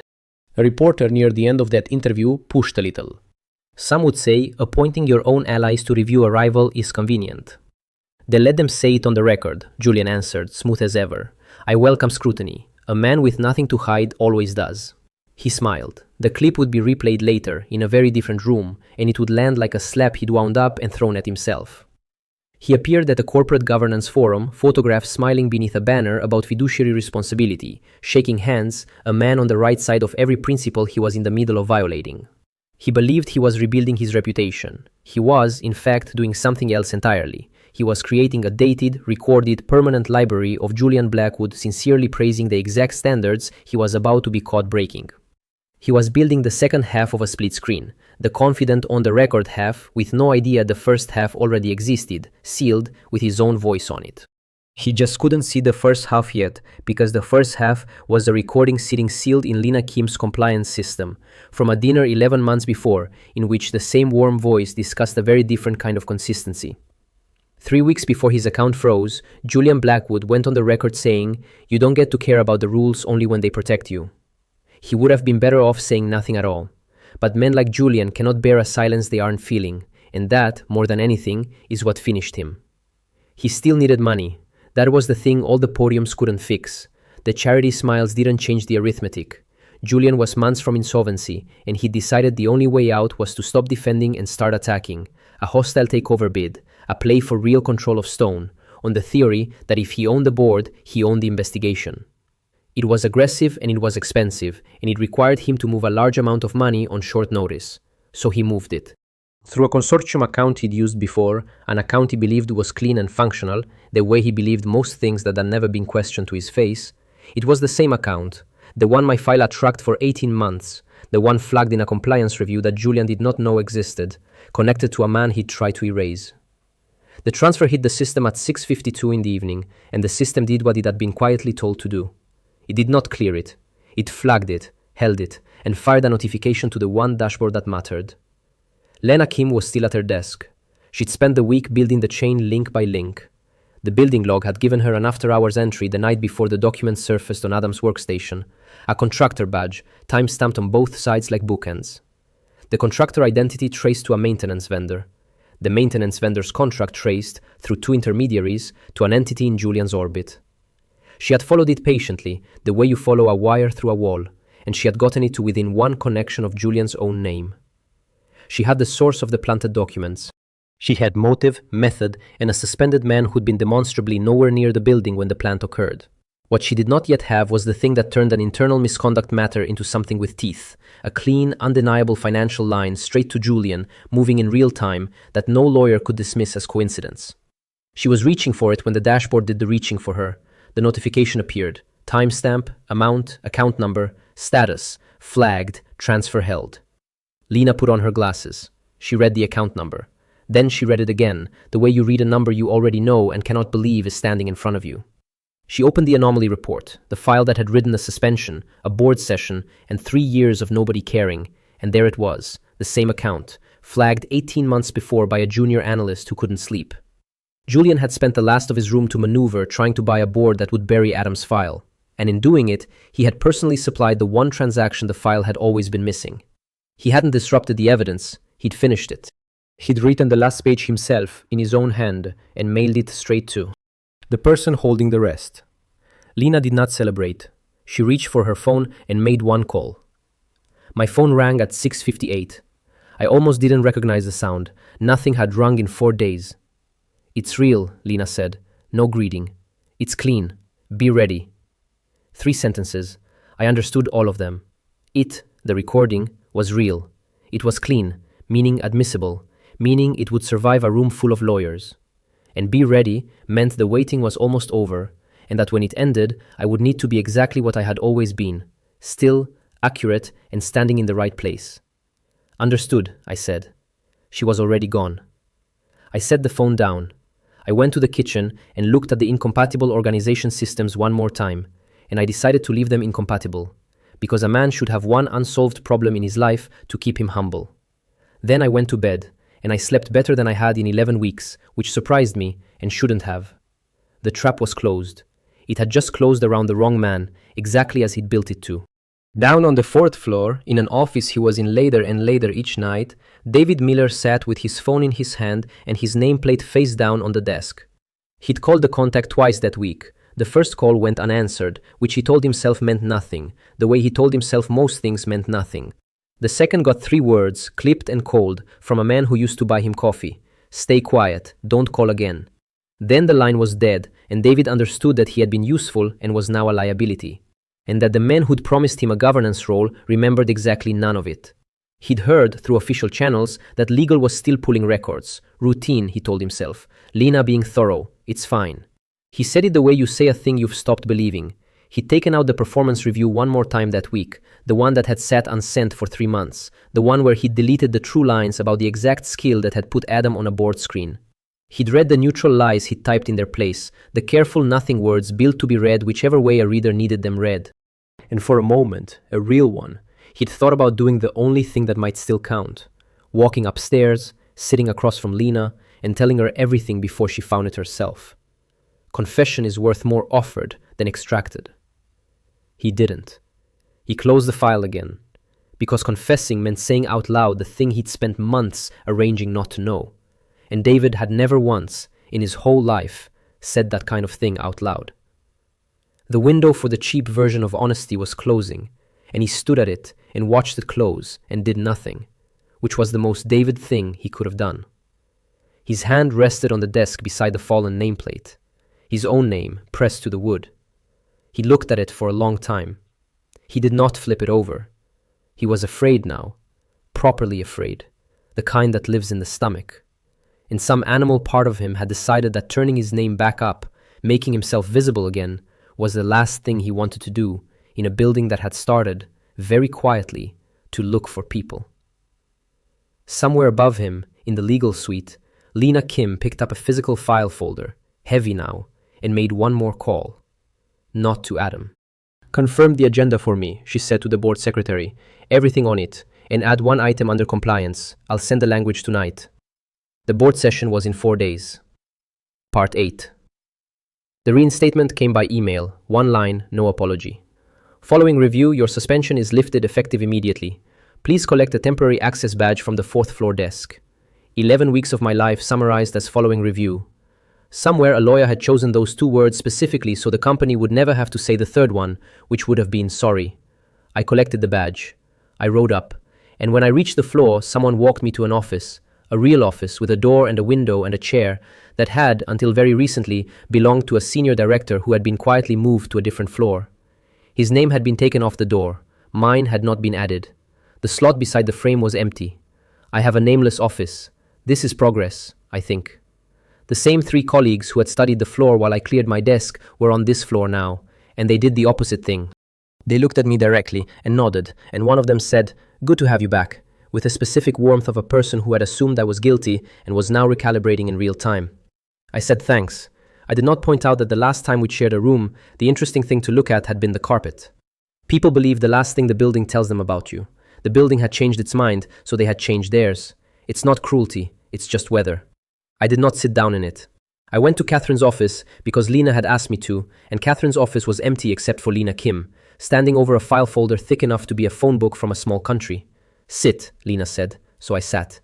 I had brought my own folder, the legal pad from the apartment, the anomaly file, printed, and on top, the page where I'd written 11 days and underlined it once. "You found something," she said, not a question. Lena doesn't ask questions she already knows the answer to, she just makes you confirm them. "A prenuptial amendment," I said, "filed in the engagement package. Surviving spouse acceleration clause if a death occurs inside the first 2 years of the marriage." I set the page in front of her. The execution date on his signature is 11 days before Catherine's. He signed and dated a 2-year death clause before she ever saw the document. Lena put on her glasses. She read the page. She did not react the way people react in films. No gasp, no widening eyes. She read it the way you read a lab result that confirms what you already suspected and dreaded in equal measure. Then she read the anomaly line I'd circled, the Blackwood Holdings transaction, the same one that had been on the board screen and 3 days ago in a held wire transfer.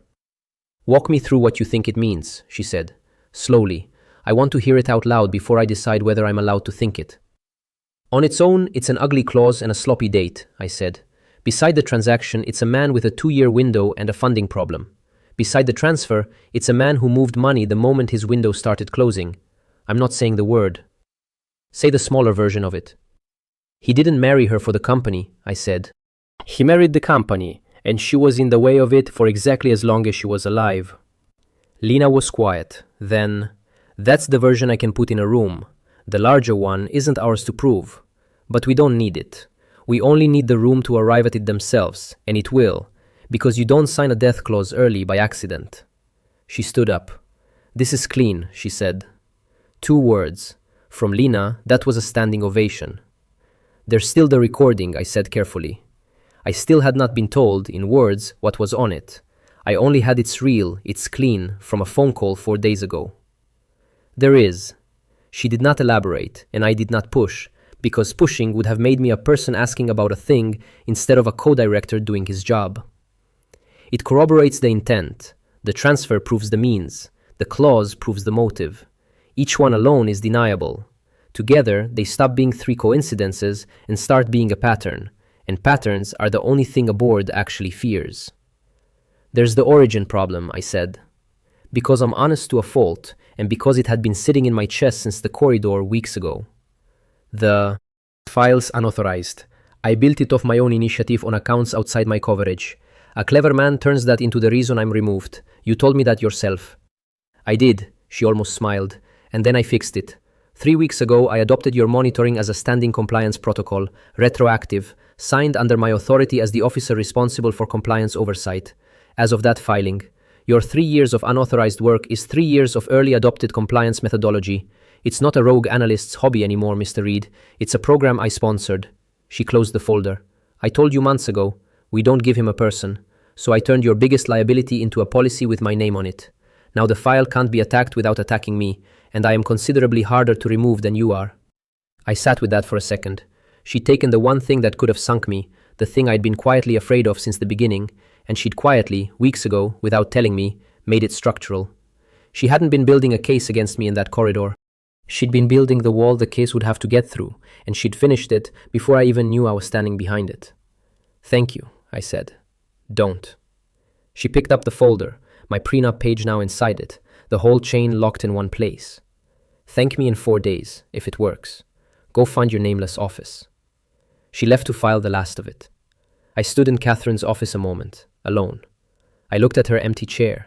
I looked at the city through the window that was hers, from the floor that was hers, in the company that was hers, and I understood that whatever happened at the board session, I had already been given something I could never quite return.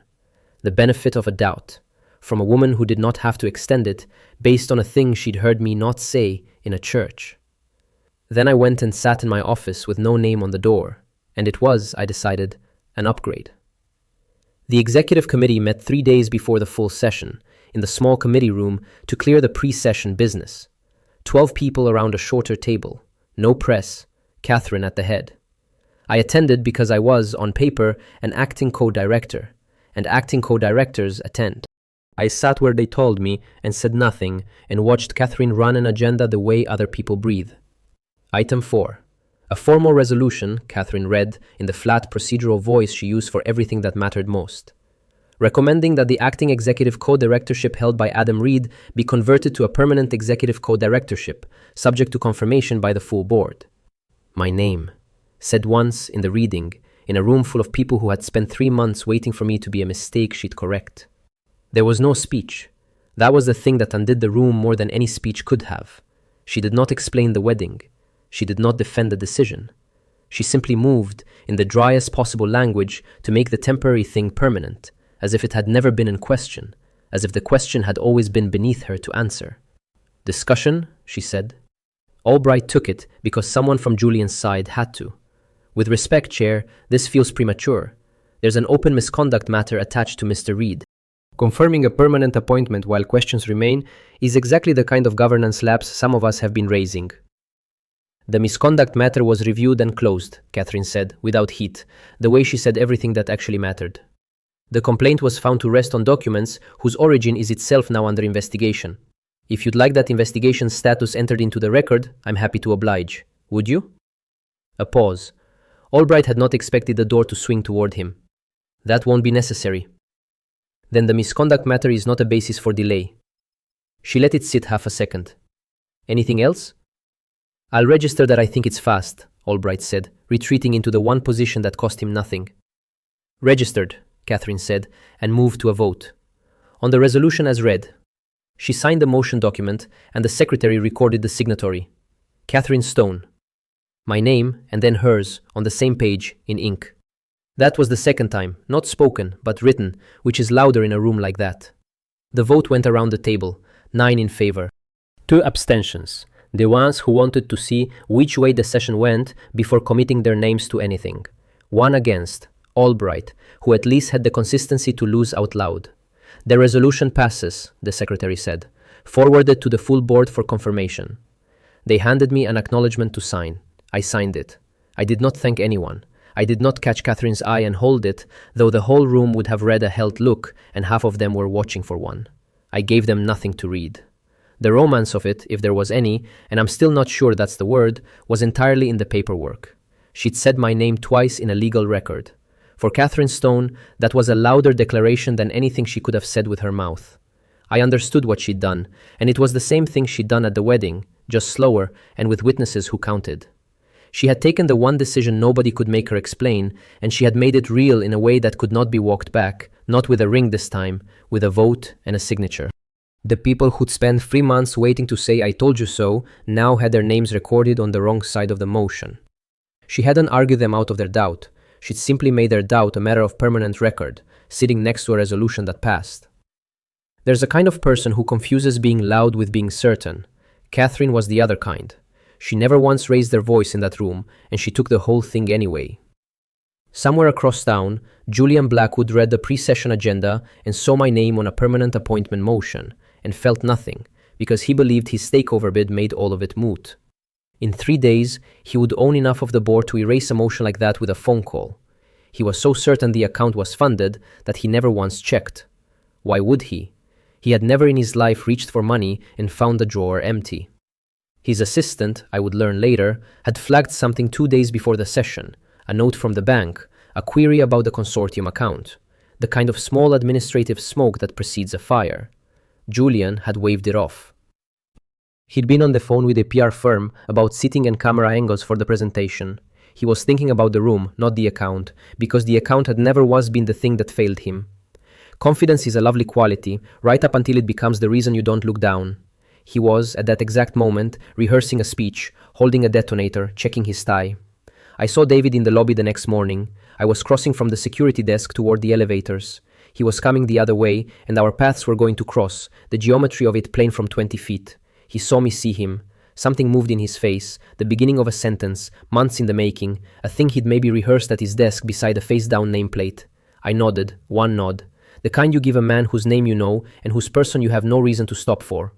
Then I kept walking, because I had an elevator to catch and nothing to say, and I was past him before the sentence in his face could find its way to his mouth.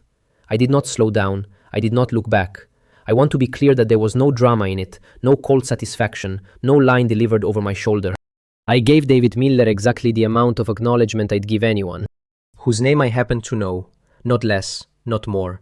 And for a man who had once been my mentor, who had deleted true sentences about me and handed my work to the people trying to bury me, exactly the same as anyone, was the most total rejection available.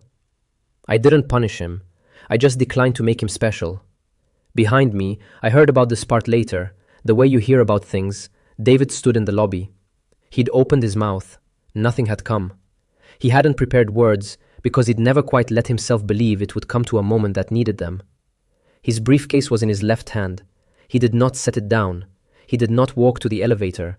He stood there in the middle of the ground floor while the building moved around him, people flowing past on both sides like water around a stone, a man in a good suit holding a briefcase he'd forgotten he was holding.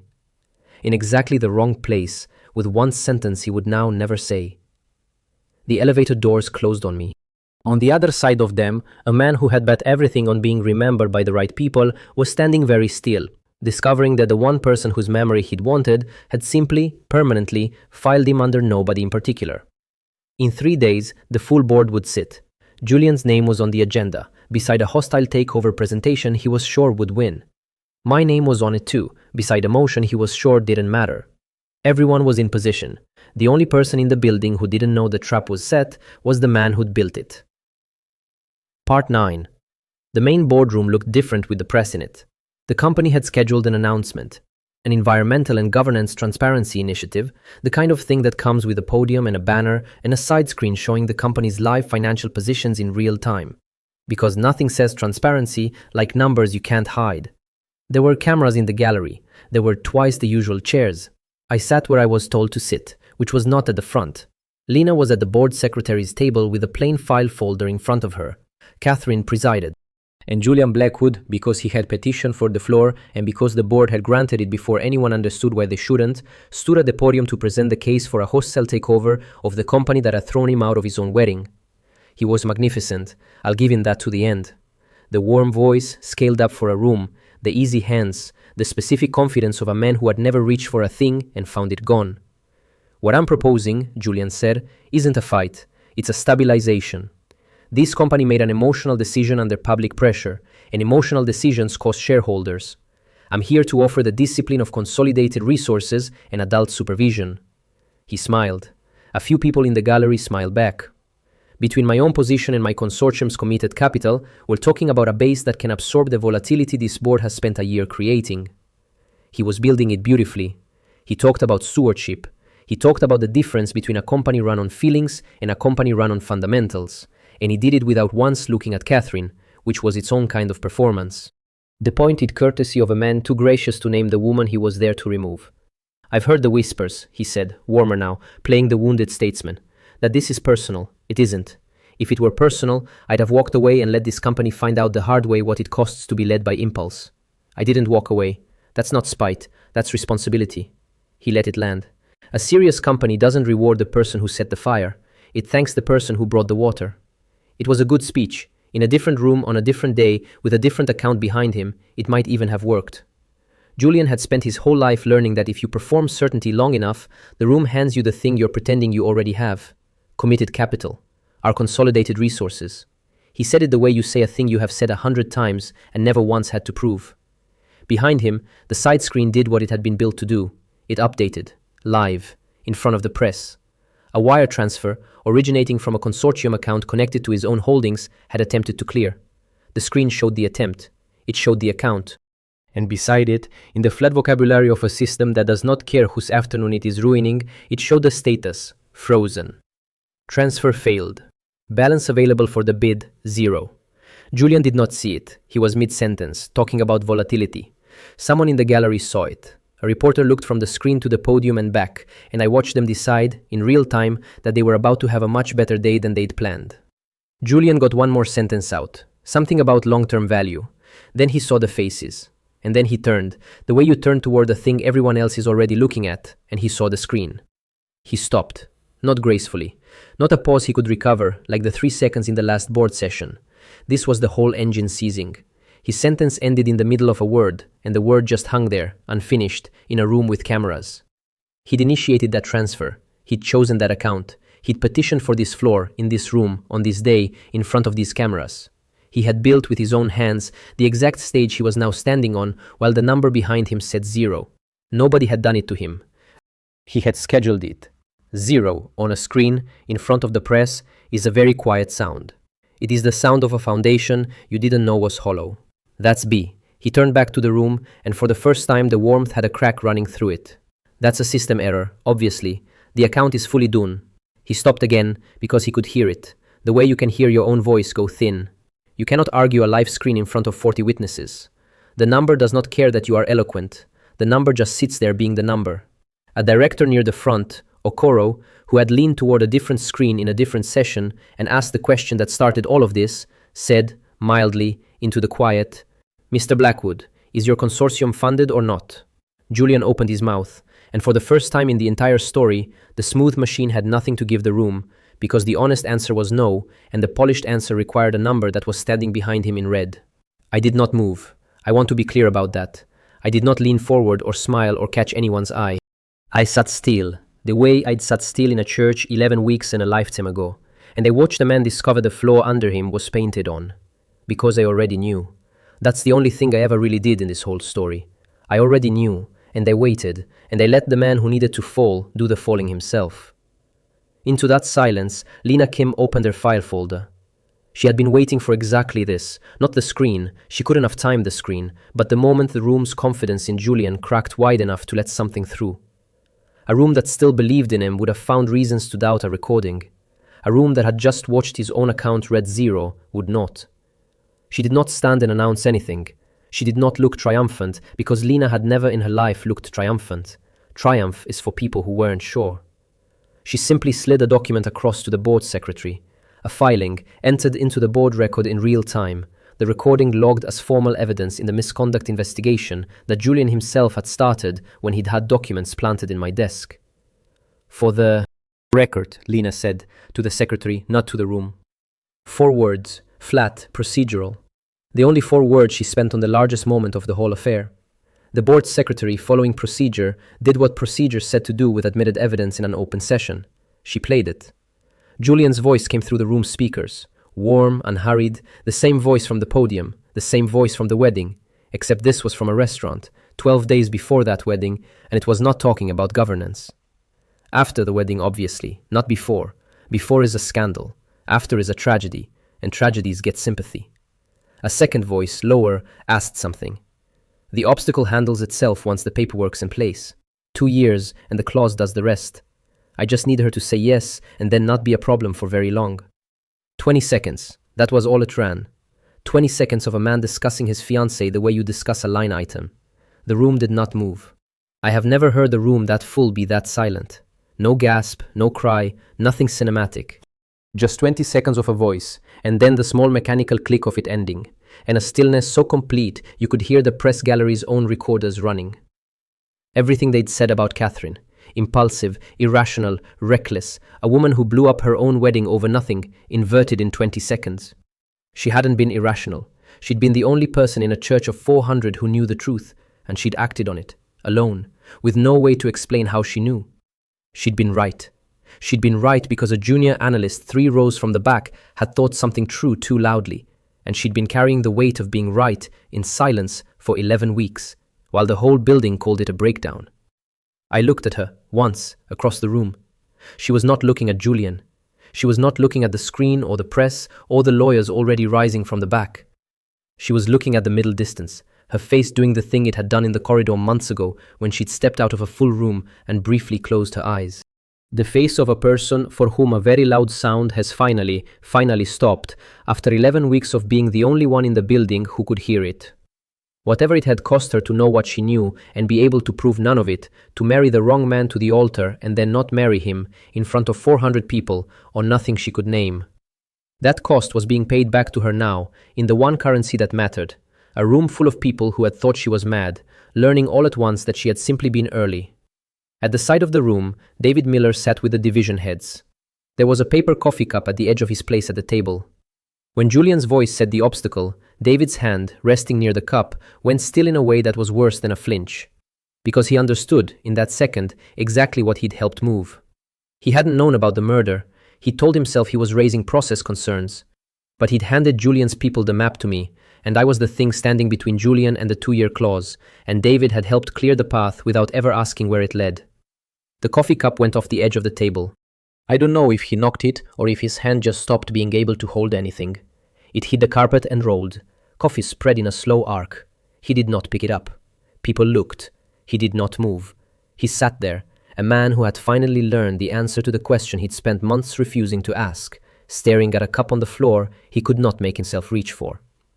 After that, things happened the way things happen, fast and administrative. 2 lawyers who had been standing near the back the whole time, whom I'd taken for staff, moved to the podium with the calm of people who had been waiting for a cue. There was a 3rd person with them, quieter, with the specific bearing of someone whose business card says compliance and means it federally.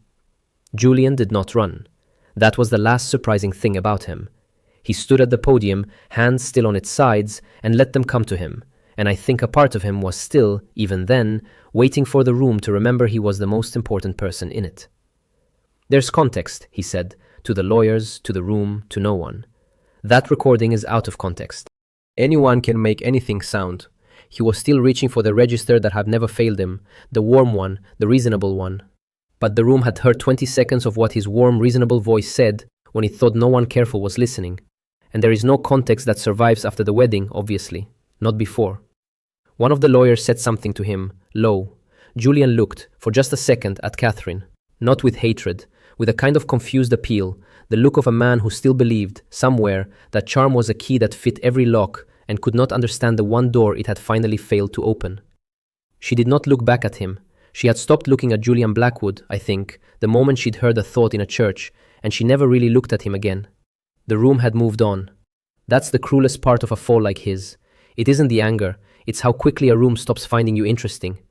As people began to file out, the session did not so much end as dissolve. A young woman from the communications team found me near the door, tablet in hand, genuinely distressed by a scheduling problem. "Is the ESG announcement still happening?" she asked.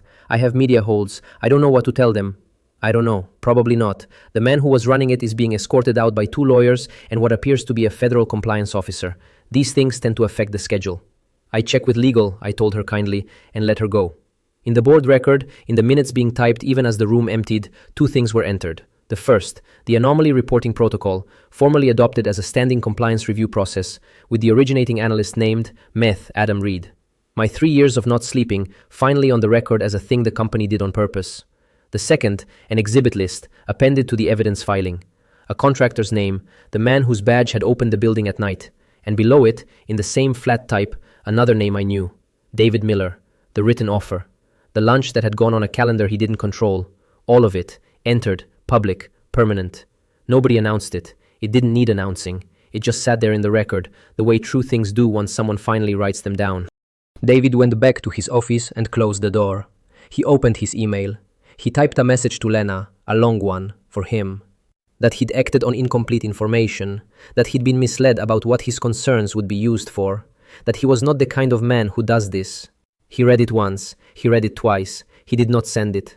It sat in his drafts, flagged, unsent, and it would sit there for weeks because the truest sentence in it was the one he couldn't bear to reread, the one where he admitted he'd known enough not to want to know more. Confession is worth something offered and nothing extracted, and he had waited, as he waited with everything, 1 beat too long. I did not call David. I did not email him. When the restructure came, and his role was quietly folded into a new department, and his name was not on the new chart, no one asked me about it, and I did not offer. I didn't punish him. I just never became the reason anyone remembered him. The door closed on David Miller. I was not in the room. That was the whole point. They found me afterward in a small side room off the main corridor where I'd gone to be somewhere that wasn't. Full of people discovering things. Catherine came in. Alone. The building had thinned out. Somewhere down a far corridor, I would learn later, a facilities crew was already clearing a 4th-floor desk, a nameplate going into a cardboard box with no one watching. 2 events at opposite ends of the same building at the same hour. She stood in the doorway a moment. Everything had been said, in a boardroom, by other people's evidence and one man's own voice. There was nothing left that needed explaining, which is a rare and strange place to end up with Catherine Stone. "You can stop thinking so loudly now," she said. 7 words. The first light thing I had ever heard her say. Almost a joke, from a woman who did not make them. A callback to an elevator, to a wedding, to 11 weeks of a thing neither of us would ever say out loud in a room where it could be written down. I didn't tell her the truth, which is that I can't. I never could. It's not a setting I have. But then, she'd hear that anyway. She always does.